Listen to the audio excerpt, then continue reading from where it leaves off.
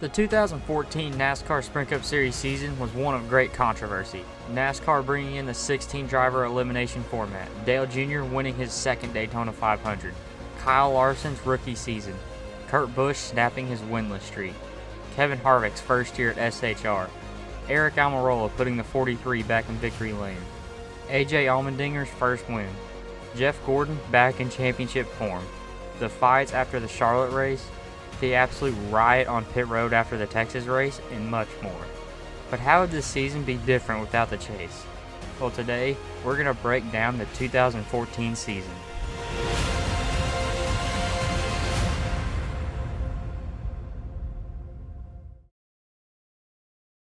In the first 6 races, we would have 6 different winners. Dale Jr. would win his second Daytona 500, while Kevin Harvick would win the next race at Phoenix. Brad Keselowski would win the race at Las Vegas, while Carl Edwards would win the Bristol race. Kyle Busch would barely beat rookie Kyle Larson at Auto Club to nab his only win on the season, and brother Kurt Busch would snap his 47-race winless streak at Martinsville. So after the first 6 races, Dale Jr. would be at the top by 9 points over Matt Kenseth, with finishes of 1st, 2nd, 24th, 12th, and 3rd to open the season. This was the year where Dale Jr. would be back in championship form. At the next race in Texas, disaster would strike. Denny Hamlin, Trevor Bayne, and a car in the wall. Hard in turn number 1. If it's on fire in the car, I need you to Dale Earnhardt Jr. As soon as I can hear it's on fire in the car there. Wow, that thing is... Get low if you can. Come on low. Start working your way low. Work your way low. One more car. Come on down. Come on down. Turn left. It's on fire. Get out. Watch the 88. Yeah, he's going down the front here, headed toward turn 1. You can see at 190 mile an hour, and he lost a tire. Did he not? I believe he just drove down through the grass, which is not unusual for doing that here. Yeah, that's right. Looking back on it, yeah, he clipped the grass.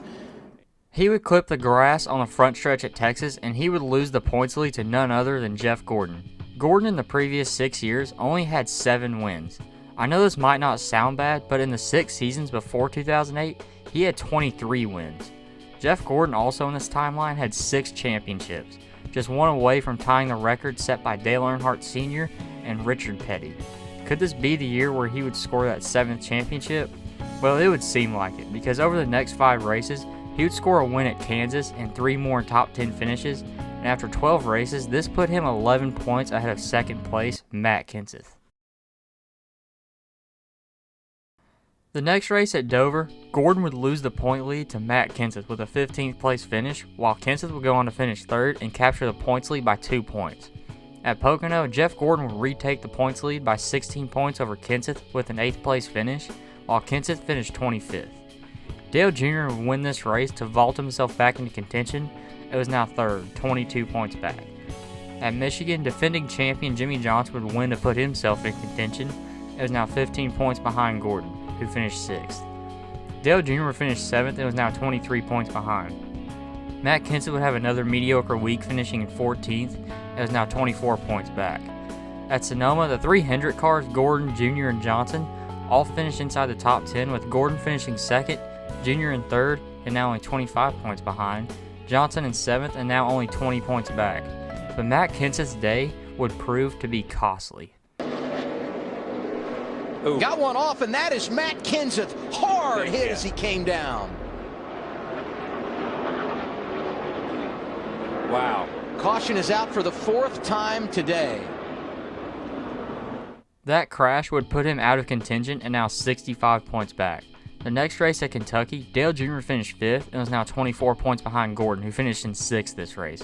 While Johnson would finish 10th, it was now also 24 points back.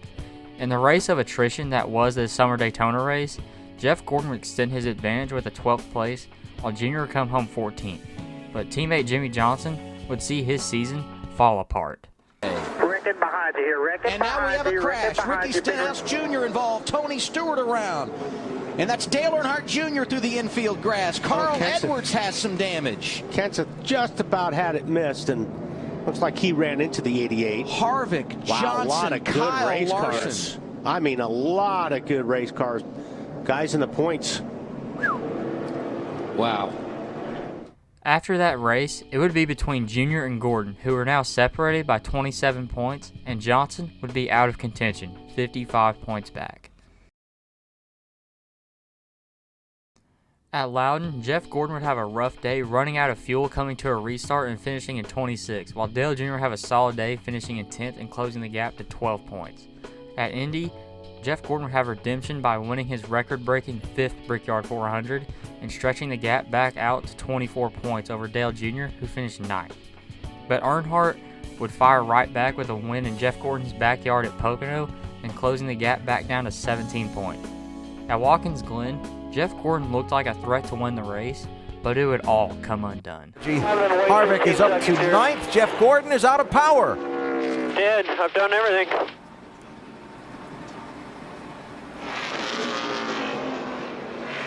Could he have run it out of gas? Engine just died. It's possible. He was not due to pit for another 8 laps or so. I wouldn't think they would have run out of fuel at this point. Only way that could happen is with a fuel pickup issue. Meanwhile, Dale Jr. would go on to finish 11th and would be good enough to retake the points lead by 4 points over Gordon. In the next race at Michigan, Jeff Gordon would put class back in session and get redemption by winning the race and taking the points lead over Dale Jr., who came on 5th in this race, by just 3 points. At Bristol, both drivers looked on course to have top 10 nights, but on lap 161, that would all change. Michael Annett there slowing down to come to pit road for a pass-through penalty. Whoa! Contact for the lead. Hamlin into the wall. Oh, and collects another one. That's Junior up in turn 1, I believe.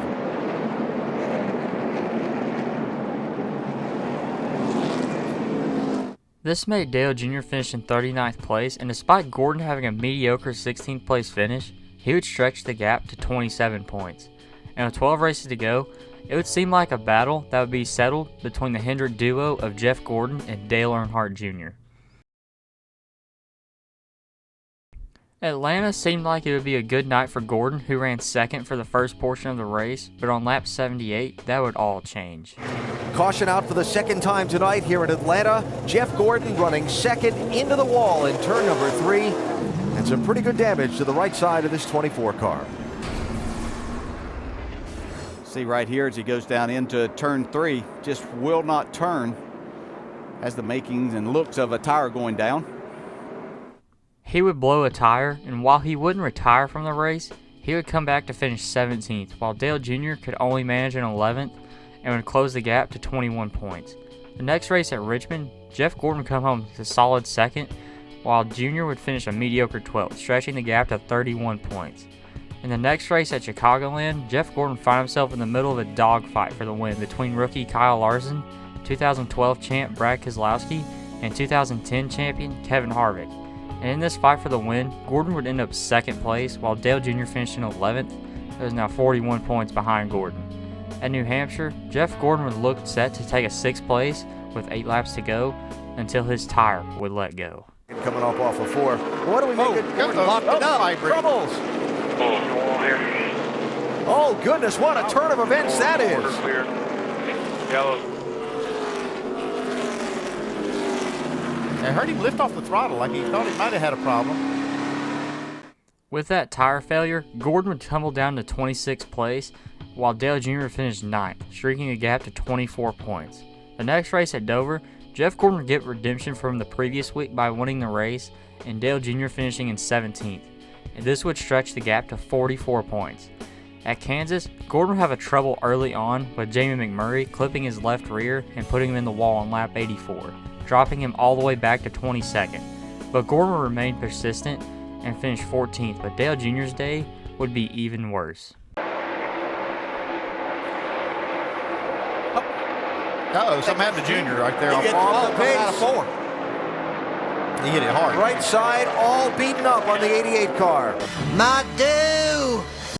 He would blow a tire from the lead on lap 122 and would end up finishing 39th and falling 69 points from the lead in 3rd, with a new face emerging, Joey Logano. Joey Logano was 24 at the time and the youngest winner in NASCAR Cup history, and was going for a championship. With 6 races to go, he would have to make up a 49-point gap, but the question was, could he do it? At Charlotte, both drivers would have a solid day with Gordon finishing second and Logano back and forth, and the gap would now be 52 points. The next race was the wild card of Talladega. If Logano would have a better shot at making up points on Gordon, this would be the race he would do it, and with Gordon finishing 26th and Logano coming on 11th, he would close the gap to 38 points, and he was now really in contention.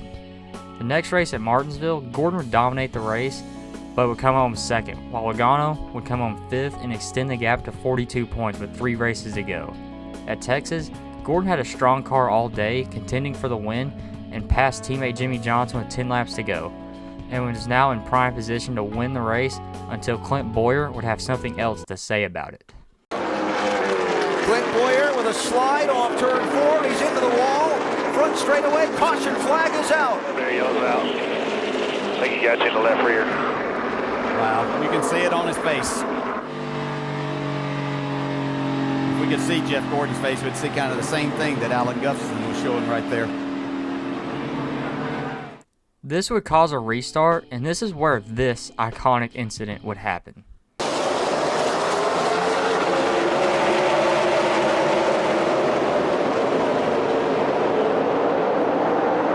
Contact Gordon and Keselowski.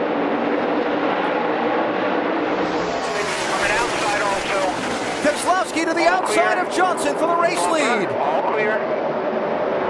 Jeff Gordon may have a flat tire. Yeah, he does.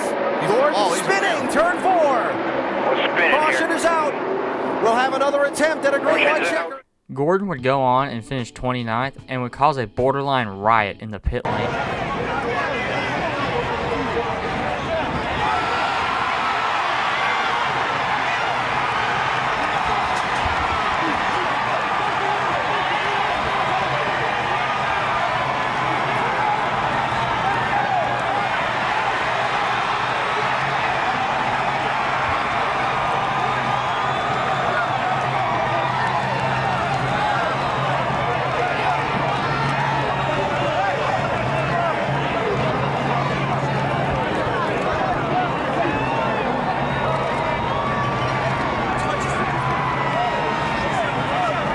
Just a dipshit. Logano would finish 12th, closing the gap to 26 points with 2 races to go. The next race at Phoenix, both drivers would be in top 5 contention all day, and Gordon would eventually come home second while Logano would finish 6th, and the gap going into the finale at Homestead was 29 points. Gordon had a healthy lead over Logano going into the last race, and all Gordon had to do was finish 24th, and he would be only the 3rd 7-time champion. Gordon would put his car on pole while Logano could only manage 9th, and Jeff Gordon would absolutely dominate this race, leading 161 of 267 laps, and looked set to win the finale. Joey Logano would be in the top 5 all day, and on lap 248 the caution would come out for debris.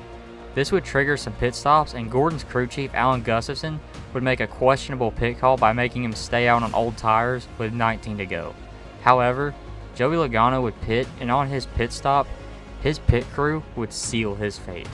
Audibles being called, shouting on the crew here, but they take the command. Oh, it comes down off the jack, 22 off the jack on the left side, and they're going to lose any time they thought they might gain. A lot of time being lost on pit road right now. They're still trying to get the car off the ground. The crew lifting it, trying desperately to get this car where they can get the jack back under it, lift it back up. They've got the flat jack in there now. The car would slip off the jack, and this would put Joey Logano back in 28th. But the caution would come out again with 13 laps to go, and Jeff Gordon would come out down pit road. Gordon would restart 22nd and Logano in 23rd. The race would get back going, but the caution would come out again with 5 laps to go. The race would restart again, and both drivers would make a charge. Jeff Gordon would get all the way up to 10th, and Logano would only get up to 16th. And with that, Jeff Gordon would make history and become only the 3rd 7-time champion in NASCAR Sprint Cup Series history. Wow, Jeff Gordon could have been a 7-time champion under this old format, and I must say, as a Jeff Gordon fan myself, this one hurts. So how about the championship 4 in real life? Hamlin would be outside the top 10 in points almost all year. Ryan Newman and Kevin Harvick would both have solid seasons, but wouldn't be in contention for any of it. and Joey Logano would be the only one with a legitimate shot at the title.